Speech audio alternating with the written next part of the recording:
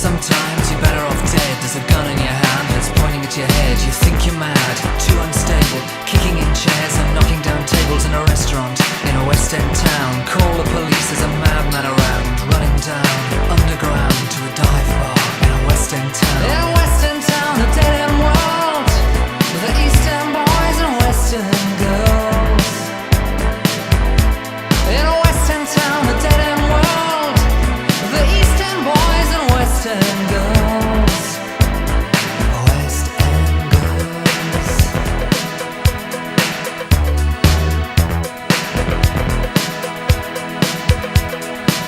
So Netflix has announced that this year they're going to release a series on the murder of Jill Dando. When I first heard this, I thought it was just going to be the same old story, poor old Barry George, professional hitman story that we've heard over and over again in documentaries. But when I started actually reading the article or articles, it starts talking about Jill Dando's brother. And if you've seen my previous episodes, we know who Jill Dando's brother thinks is responsible for the crime. He can't say his name because Barry George, as far as the law's concerned, is innocent. Was just a misguided individual who was in that street on the day with a firearm, who knew where Jill lived and who just struck lucky. BBC presenter's brother hopes Netflix show will bring killer to justice. The brother of TV presenter Jill Dando, who was shot dead on her doorstep in 1999, is set to appear in a new Netflix documentary about her life. Nigel Dando hopes the show will help bring his sister's killer to justice. Nigel, also a journalist living in Portishead, still believes that there are people out there who have the missing pieces of the jigsaw. He hopes the Netflix documentary could prompt them to come forward over 20 years later.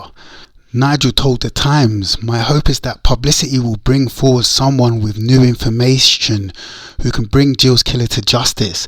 I know it was a long time ago, but someone might know something. My personal feeling is it was someone looking for a kick and for notoriety. Jill was in the wrong place at the wrong time. There have been a number of names in the public domain, and it might be one of them." Wow. Barry George, now 62, was convicted for the murder, but the conviction was overturned in 2007 when George was acquitted after a retrial. "I am looking for a case which could come to court with a guilty verdict which is not overturned, and the person responsible for Jill's death jailed," added Nigel. Jill Dando's brother had been in court one throughout the trial. After the guilty verdict, he spoke with quiet dignity about the loss of a sister who'd also happened to be a national celebrity. On behalf of Jill's family, I'd just like to say that obviously I welcome today's verdict. You'll appreciate that these past 2 years have been a very difficult time for those closest to Jill. But we've gained considerable strength from the enormous amount of goodwill from people all over the country for whom Jill meant so much. I'd particularly like to thank the police for their support and tireless endeavour in helping to bring about today's outcome to the proceedings. So from reading this particular article and articles like it, it sounds like Nigel Dando has a clear agenda. He's not going to entertain professional hitmen nonsense. It even says in the article, "I am looking for a case which would come to court with a guilty verdict which is not overturned, and the person responsible for Jill's death to be jailed," added Nigel. "There have been a number of names in the public domain, and it might be one of them." That sounds like a clear agenda. Now, if he's got Netflix backing him, or at least giving him a platform to express himself, that's going to be enough to at least shift some of the consciousness around this case, because once something hits Netflix, it just gets massive. And if Netflix actually have the balls to explore the facts from this case, maybe it will change some people's minds, because people watch my documentary and say, "Oh, I've completely changed my opinion on this case just by looking at the facts."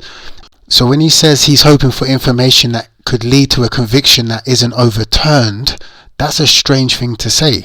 And Nigel Dando isn't an idiot, so that means he knows that there's people out there with information that could put Barry George in it. So if someone did come forward that knew Barry George at the time, that had more information, they could, in theory, rebuild the case again with that person's, with new witness testimony, and it would have to be solid information. Either way, Barry George must be flapping it.